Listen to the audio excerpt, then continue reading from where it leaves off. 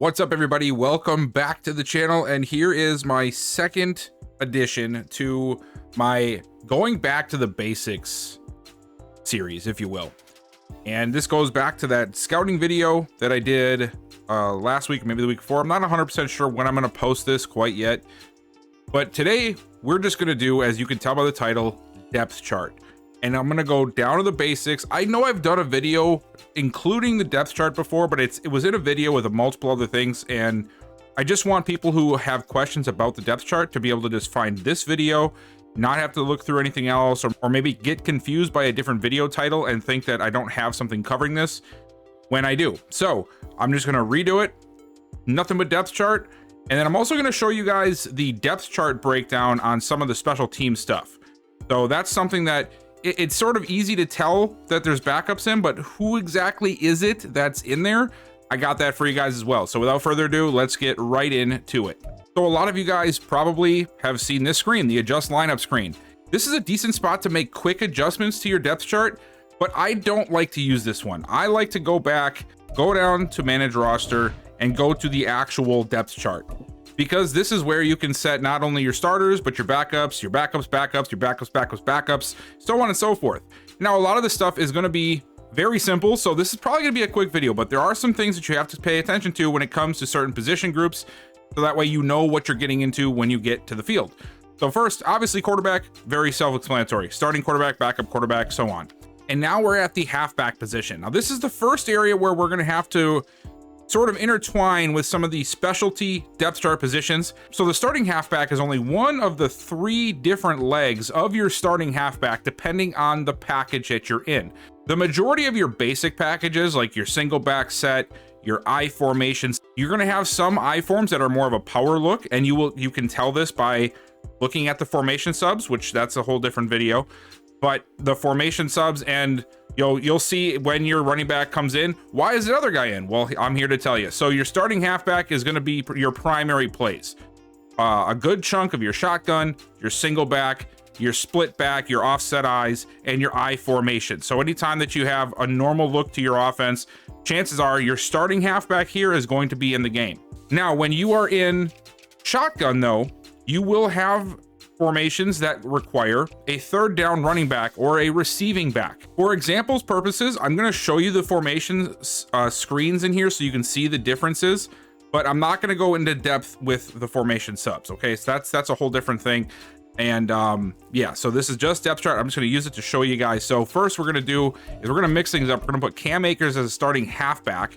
We're going to put Ty Chandler at the starting 3D RB. That's what it's called in your depth chart. And you get to there, it's all the way back here. So if you're at quarterback, you're going to hold this down. You're going to go past practice squad all the way up this list. And I'll cover all of these as well till you get to 3D RB. And this is your third down / receiving running back. The guy that can catch out of the backfield. He's usually shiftier, might have better pass protection. We're going to have Ty Chandler start there. And then our power back is going to be Alexander Madison. And now you can guess what this is. This is your power formations, your goal line formations. And I'm going to show you guys under manage staff. You go to formation subs, just sort of the differences where you'll see this. So if we go to I formation, okay, you see that Cam Akers is the starting running back there. He's also the one here. And then we get to this twin tight end look, which is more of a power formation. You have 2 tight ends, and now you see that number 2 is there, which is Alexander Madison, which is our power starting running back.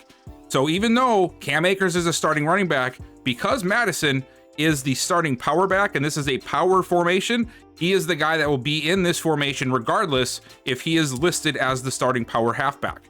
And then going to shotgun. Now, like I said, you're going to have a good chunk of them where your starting running back, you see there, Cam Akers is your guy. But as you go down the list, now you see 32 in there. Bunch tight end. Now Ty Chandler's in. Now I will be honest with you guys, I do not know 100% what makes this a third down back versus a regular halfback role. I'm not going to lie to you guys. So the best thing I can offer is just go where I did here, the formation subs. You can go down each of your formations. You can see which situations your starting halfback and your third down back are going to be in, and you can make a decision from there. But just going down, you'll see that, okay, another one for Chandler. And just looking here at the 32 next to the quarterback, And then also the third down back, anytime there's a running back split out wide, it's going to be your 3DRB, your third down running back. Okay, so keep that in mind. Anytime it's an empty set and a running back is in, it's going to be the 3DRB. You can see Chandler over here on the right side. So all of these empty bunches, you'll see that 32. Okay, Madden sticking it to me again. So apparently for empty chips squad, it's Cam Akers, and then for empty chips tight, it's back to 32, which is Ty Chandler. So you're just going to have to look at this depending on your playbook to see exactly where your starting halfback is going to be compared to your starting 3D RB. But for the most part, you're going to see a good mixture in here. So every time I go down, you're seeing that it's swapping from 31, 31, 32, you know, and it's going to be like that depending on your playbook. So just keep in mind, you might have to look into formation subs just so you're fully aware of the running back you're going to have on those formations. And honestly, it's just a very quick tip. If you don't want the third down running back in, you just come right in here, you click on him, and you put in whatever running back you want, and now he will be there regardless. Just keep in mind, this will override the depth chart. Depth chart is secondary to formation subs. So any change you make in here will disregard what you have in your depth chart, okay? All right, now we're back in the depth chart. So now we're going back up here. So then again, third down running back, 3DRB, power halfback for your power formation. So like you saw that I formation, your goal line sets, you might have an offset I that'll have it. Just look through your formation subs. It'll tell you by which number you see at the running back position or split out wide is going to be in. So that way you know that just because you have this guy as your starter does not mean he will be in the game all the time. And honestly, some playbooks are very heavily set towards either power or third down running back or 3DRB. So sometimes you might actually want a backup in this position and having your starting running back in the 3DRB area because of how heavy the playbook is. And again, this is something that you have to look through your playbook and figure out what kind of formations balance that out so that you can make a good decision for yourself and your team. Now we move on to wide receiver, and this one has another position, but it's not as technical. Okay, so what I want you guys to do is when you look at wide receiver on the depth chart, I want you to think of your outside wide receivers, okay? Not the slot receivers. That's a separate category. So these are your outside wide receivers. You have Justin Jefferson, Jordan Addison, KJ Osborne, Brandon Powell, Jalen Naylor, and then TJ Hawkinson down here at 6. And then if you go over to this area again, you're going to find SLWR, which is slot receiver. And you see that KJ Osborne is listed as the starting slot receiver. Brandon Powell is listed as the second slot receiver. So what that means is when you're over here, you see wide receivers. This is outside wide receiver. If I was to change Jordan Addison and KJ Osborne around, so now Osborne is the starting outside wide receiver or one of the two starting outside wide receivers, but he is also the starting slot receiver. When you go into 3 wide receiver sets and it requires a slot receiver, KJ Osborne will automatically go to slot wide receiver because these specialty positions here, all of these here, the RDT, RE, RLE, SLWR, power halfback, 3DRB, all of them take precedent over the standard positioning on the depth chart. So your slot receiver, if he is the starter here, KJ Osborne, and he's also 1 or 2 here, he is going to get pulled down to the slot and it's going to simply move them up the depth chart. So if in this position in a 3 receiver set with KJ Osborne as the starting slot receiver, KJ Osborne will not be wide receiver 1. It'll actually be Justin Jefferson. Then it will be Jordan Addison on the outside, and you will see KJ Osborne as the starting slot. And if there's a second slot, you'll see Brandon Powell because we saw Brandon Powell being listed as the second starting slot receiver. Okay, and then just to give you an example, let's say I want Justin Jefferson to be a slot receiver, right? If I put him here, and then let's say I also want Jordan Addison to be my other slot receiver. How I can work this on the depth chart is I can leave Justin Jefferson and Jordan Addison at 1 and 2. What this means is that if it's a 1 or 2 receiver set, it's going to follow this here. Jefferson and Addison will be out there. But if we get to 3 and 4 sets, it's going to start pulling these guys down. So if we're in a 3 receiver set, now it's going to be Justin Jefferson in the slot, which is going to make Jordan Addison, the number 1 receiver in replace of Jefferson, and KJ Osborne, the number 2 receiver in place of Jordan Addison, now being the number 1 receiver. And if we get to 4 receiver set, that's going to pull Jefferson and Jordan Addison down into the slot, and it's going to leave Osborne and Powell to be my outside receivers in that particular formation. So that is why knowing who your slot receiver is and who you want to be inside versus outside, depending on the formation, is very important. Okay, so if you want to have Justin Jefferson here, or your number 1, obviously you might not be using the Vikings. If you want your number 1 wide receiver to be in the slot in those situations, don't worry about him being listed as number 1 here and be like, oh man, he's never going to play in the slot because he's the number 1 wide receiver. Because as long as he is listed as the number 1 slot receiver, this will take precedent over your standard wide receiver, and it will pull Justin Jefferson down into the slot for you. So you can have him both on the outside and in the slot, depending on the formation. Tight end, very self-explanatory. There's no specialty positions for tight end, so don't worry about that. Same with the line, left tackle, left guard, center, right guard, and right tackle, all self-explanatory. Same with left ends. So left ends are going to be your outside rushers on your defensive line, okay? If you're in a 3-4, these are going to be the 2 guys on the outside of the nose tackle, okay? And if you're in a 4-3, it's going to be the 2 guys on the outside of the 2 defensive tackles. But this is also where the specialty positions come into play as well, because this is going to be your base defense, your base package. And that's sort of how it works with the offense too. If you think of a base offense, it's probably 2 receivers, a tight end, running back, you know, that sort of thing. You're having your base out there, your 1 and 2 wide receiver. But once you get outside of the base, having a 3rd or 4th receiver, that's where the slot receiver comes into play. So it's going to pull them down because that's the priority of that specific formation. And the same thing goes for your defense. So your left ends and your right ends have a secondary position as well. If you go all the way down this list here, you will find them right here as RLE and RRE. This stands for rushing right end, rushing left end. And this will take precedent in, like, say, a nickel formation. If you're in nickel package where you have 3 defensive backs on the field and you have your defensive linemen, your defensive ends are going to come from whatever this position group is, not what this is listed as. So if you have a situation where Dean Lowry is your starting left end and you're like, you know what? I really want Dean Lowry to still be my left end in a rushing situation, and I know that they want to pull Danielle Hunter because he's a linebacker, I just have to change this. And if you do, he will be there. But keep in mind, the rushing left end, rushing right end is meant for your good pass rushers. Okay, so this is going to depend on your scheme. If you are in a 4-3, this will be pretty seamless for you.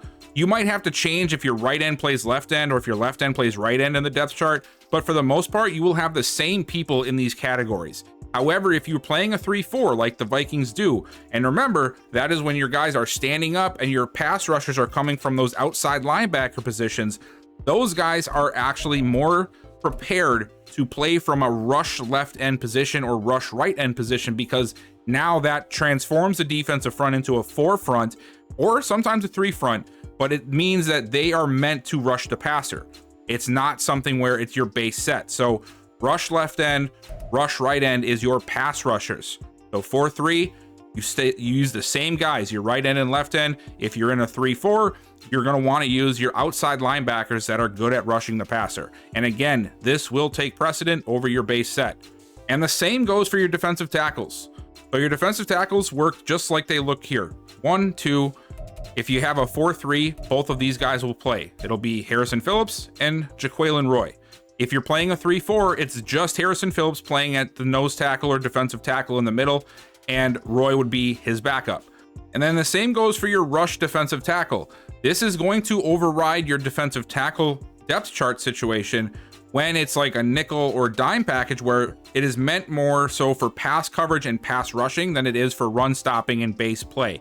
So this will override, and it'll be Harrison Phillips and Dean Lowry playing in the middle. When you're playing pass coverage and you have the RDT, the RLE, and the RRE, so you're rushing defensive linemen in the game, it's essentially playing out of a 4-3 front. So your 4-3 front is going to have usually a run stopper, a power or speed rusher defensive tackle, and then you're gonna have speed rushers on the outside for pass rush. So what's gonna happen, and if you watched my last video, you saw that the defensive ends in a 3-4 can play defensive tackle in a 4-3, then what you're seeing is Dean Lowry, because he's 296 pounds, he can play defensive tackle. So he is going to come in and play defensive tackle because he has the ability to in a 4-3, because the 4-3 requires 2 defensive tackles and then much quicker pass rushers at defensive end, whereas the 3-4 has the 1 big man in the middle and then 2 sort of big guys on the outside with the edge rushers standing up. Okay, so if you have any questions about that, go to the draft video that I posted just not too long ago and look towards the back end. You'll see a spot where I go over the difference between a 3-4 and a 4-3. I even have a chart there and I show pictures of the difference and I explain the difference. That will make this make sense if this is a little bit confusing to you. And I'm sorry that I'm confusing you. I'm not trying to do that, but I'm trying to make this a quicker video and not an hour-and-a-half long video. So again, rushing defensive ends like this, RE and LE, and rushing defensive tackles are essentially what your players would be in a 4-3 defense. So you're going to have your defensive ends from your base set, if you play a 3-4 defense, falling inside to be a better fit there, and your outside linebackers are going to actually end up playing at your defensive end positions. And again, if you play a 4-3 defense, this is going to be pretty much in line already. You won't be seeing any difference here. You'll see your defensive ends here, and you'll see your defensive tackles here. It will not be defensive ends coming defensive tackles and outside linebackers becoming defensive ends. I hope that makes sense. Again, you don't have to watch the whole thing. I know it's a long video. I have chapters in all my videos. Go check out the last video, the drafting and scouting beginner's guide, and I have a little chart there where I explain the difference between a 3-4 or a 4-3. And that will make this make more sense to you, okay? Now we move on to the outside linebackers and the middle linebacker. So the outside linebackers, again, 3-4 defense. These are your edge rushers. These are the guys coming off the edge, left outside and right outside. So that's the ROLB and LOLB. Pretty self-explanatory. The middle linebacker is your off-ball linebackers, your middle linebackers. Now, again, in a 4-3, these guys are all the same. They will be playing outside, so that is a whole different defense. And for the third time, I will say, please check out the last video I did if you have any confusion on how these changes affect a defense, okay? But your middle linebackers are here as well. The middle linebacker spot has a secondary position here on the depth chart, which is called your sub-LB.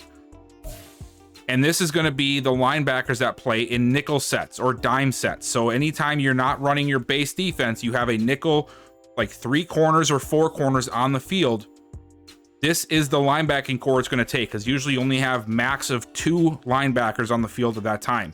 You might have 3 or 4 on the defensive line. You'll have 1 or 2 at linebacker, and then the rest are going to be secondary players like corners and safeties. So that's where this is going to pull. And again, this will override your middle linebacker depth chart setting. This takes precedent.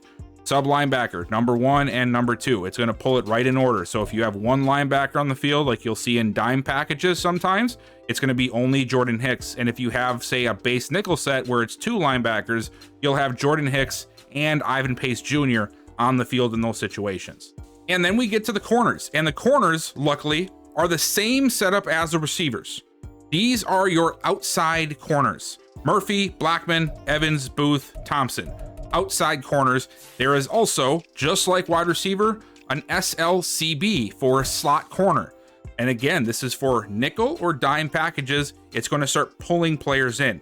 Now, the Vikings have it set to where Metellus is actually the slot corner because he is just a Swiss Army knife. Love that guy. Or no, we're going to put Byron Murphy as our slot corner just for the sake of this video. So here we are. We're at outside corners. CB, just pretend it says outside in front of it. Same for receivers, okay? So Byron Murphy in your base set, it'll be Byron Murphy as your 1 corner and Mekhi Blackman as your number 2 corner on the other side. And you're going to have a Caleb Evans and Andrew Booth at 3 and 4. So now, since we have Byron Murphy listed as our slot corner, what is going to happen when we play nickel and there's 3 corners is Byron Murphy is now going to play in the slot, and that will make Mekhi Blackman and a Caleb Evans your 2 outside corners. So same idea as the wide receivers. It's going to use this to move them up if there's room for outside. If one of them is getting pulled, like Murphy is, to the inside to play at your slot corner position. So if you want 2 corners specifically on the inside in 4 receiver sets, you want to make sure that they're 1 and 2 in slot cornerback. Free safety and strong safety do not have any specifics that you have to worry about. So don't worry about that at all. The only thing that is nice about the depth chart and the specialty packages is, as you saw at the slot corner position, if you have a safety that you really like that maybe isn't good enough to be a starter, but maybe he's got pretty good man coverage and zone coverage, and you want to try to play him just a little bit more, you can start him at slot corner, and even though he's not a corner, he will come in and play in those packages. And same at sub linebacker. If you have, say, a really hard-hitting safety that you really want to get on the field, and you're just like, you know what, I like Ivan Pace, but I don't want Jordan Hicks as my other guy. I really want Josh Metellus there. You can sub him in as your sub linebacker, and now you'll have an extra safety on the field that you really want to get playing time. So keep that in mind too. It's a nice little feature to have that for sub linebackers on your depth chart. All right, once we get past the safeties, it's now kicker, very self-explanatory. Punter, self-explanatory. Kick return, also self-explanatory. This is your starting kick returner. If they get hurt or whatever the case is, your second guy, and so on and so forth. There's no trickery there. It's just right down the list. Same with punt returners. Kickoff, this is called kickoff safety, but what I've understood is that this just means kickoffs in general. So I don't know if maybe I don't know that KOS means kickoff safety. Maybe it just means kickoffs. I don't know. But this is the guy that will do your kickoffs. So if you want a kicker or if you want your punter to do it, make sure they're here in the KOS feature. And then your long snapper. This is the guy that's going to handle any punts or field goal snaps. Not your regular starting center. Usually your starting center is the guy, but once in a while, like you see here, Dalton Reisner, the left guard, is actually better at it. Don't ask me why, but he is. So he is the starting long snapper. And that concludes everything about the depth chart. So now that we're done with the depth chart, the last bit of information I want to go over is the specialty packages. And what I mean by that is your kickoff, kick return, field goal unit, field goal defense, punting, punt defense, and your goal line defense, so that you guys know where players are getting pulled from on your depth chart to that exact package. So if you want certain players there, you know where to put them on your depth chart. All right, so I'm going to use practice to show you guys on the field what it looks like, and then I'm going to have an overlay here to show you what each position is. So sorry, apparently I can't work this camera very well.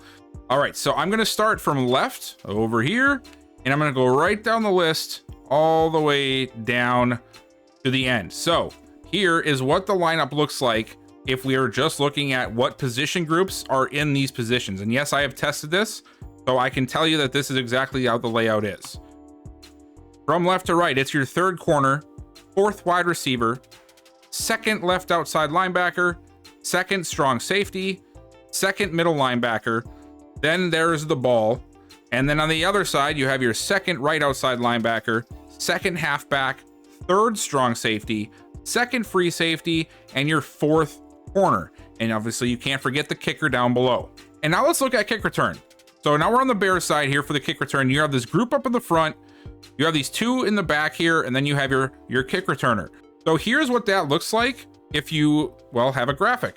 So here's the kick return lineup from the Bears side. You have your third tight end at the top, your starting fullback up there with them in that first line, along with the second left outside linebacker, the second middle linebacker, and your second tight end. That second tier, that little three group that's right behind them, is your fourth wide receiver, your second right outside linebacker, and your second fullback. So whoever's in your second fullback category is going to be here. So usually if you don't have two fullbacks, like 99% of teams, actually, I'm pretty sure I can safely say 100% of the teams do not have a second fullback. It'll probably be a tight end. So if you see a tight end there, that's because chances are he's probably listed as your backup fullback.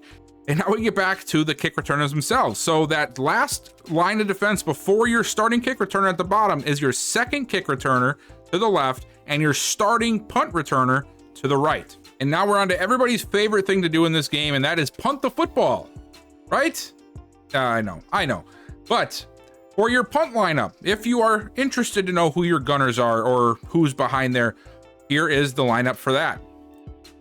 So your outside left gunner is going to be your fourth corner. Then on the line, you're going to have your third strong safety. Don't ask me why this is how they have it, but this is how they have it. Your third strong safety is the first guy sort of standing behind the line on the left. Then it goes your second left outside linebacker, your third middle linebacker, of course, the long snapper, the second middle linebacker, your second right outside linebacker, and then you have your second free safety on this side, and then your starting fullback in the back. Now that's the guy that if you run like a fake punt and it's like a direct snap to the runner, it's always gonna be that starting fullback. So if you want somebody else there, I guess you could put somebody else at starting fullback, and then, or maybe adjust the formation or something in the formation subs to put like a halfback there to use that if you want. And then the very last guy on the far right is your third corner, which is the gunner on the right side. And then of course your punter in the back, but that was sort of self-explanatory. And now we're looking at the punt return. And I know that when you're looking at it from the Madden camera angle, it's going to be flipped. And I apologize for that, but this is the easiest way for me to make sense of it and how I took the notes. So use your imagination. Hell, take screenshots of what you're looking at right now, and you could just flip it upside down and they'll tell you the same information. Might be hard to read, but you guys get what I'm saying. So here is what the punt return lineup looks like. Starting from left to right again, you have your second corner and your starting strong safety outside on the left. Then you have your second strong safety on the line there to the left, second left outside linebacker, second middle linebacker, second right outside linebacker, starting right outside linebacker, second free safety, fourth cornerback, third cornerback, and then your punt returner. I don't know why there's a starter here. I guess there's two starters here, but that's the layout of the punt return. And now there are different punt return lineups. This is the base punt return package. Okay, I didn't do punt block, I didn't do all that stuff, and I'm sorry. This is just a basic understanding of it, and just like your basic punt return, that's the only one I did. So I'm sorry, but this would have been on for another 20 minutes if I had to do every individual formation of every type of special teams play. And now it is time for the field goal unit. So what does it look like for your field goal unit to be on the field? And here's what it is. So starting from left to right again, second tight end, starting right tackle, second right guard, starting left guard, long snapper, starting right guard, second left tackle, starting left tackle, and then your starting tight end on the far right. Madden still hasn't fixed this depth chart situation, which confuses the hell out of me because it's been this way for so long. But your second quarterback is still your holder instead of your punter. Okay, so I don't know. Maybe Madden will fix it in Madden 25. The jury is still out. And now we're on the Bears side, and we're going to look at the field goal block unit. Now, this formation is your field goal block left. Now, this formation can flip if you do field goal block right. So just imagine exactly what I have here, except flipped around, okay? But this is what the field goal defend unit looks like.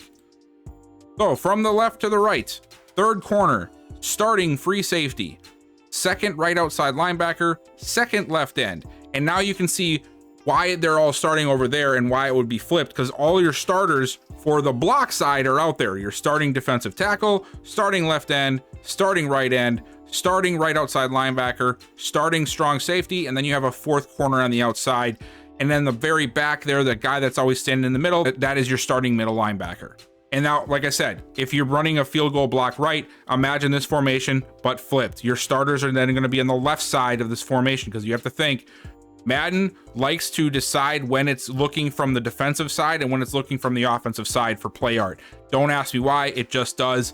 So this, even though it's the right from this angle is stacked, if you flip this around, it's going to be the left is stacked when you're looking at it. So when they're calling the play, they're looking at it at this angle. You know, so you see that the left side is the one that's stacked. I just did the play art from the right side. So I'm sorry, but that's just the way I did it, and that was the easiest way to do it. And then the final one I don't have one for offense because this is very, very easy to tell. It's just your starting 5 offensive linemen. You have your second tight end on the left and your third tight end on the outside of your starting tight end on the right side there. But I did one for the defensive side in a goal line package. This is in the goal line 6-2. And this gives you an idea of what players will be out there in a goal line defense.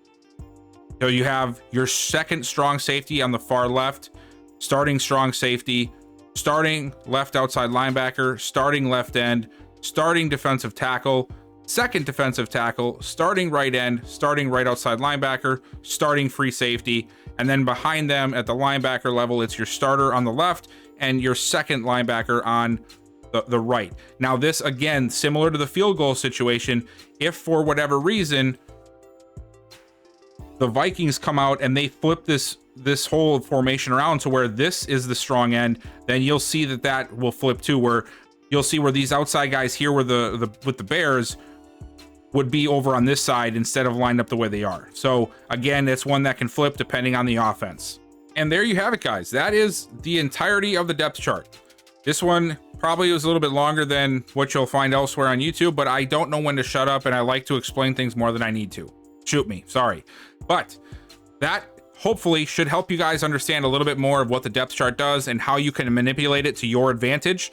I have some people that I played in leagues with that, you know, they'll go in and they'll be like, okay, well, my strong safety has 98 hit power, and I now know because I looked at it that on my kickoff, my second strong safety lines up two from the middle on the left. So I'm going to put him there at strong safety, and I'm going to put somebody else at left outside linebacker because he has really fast speed.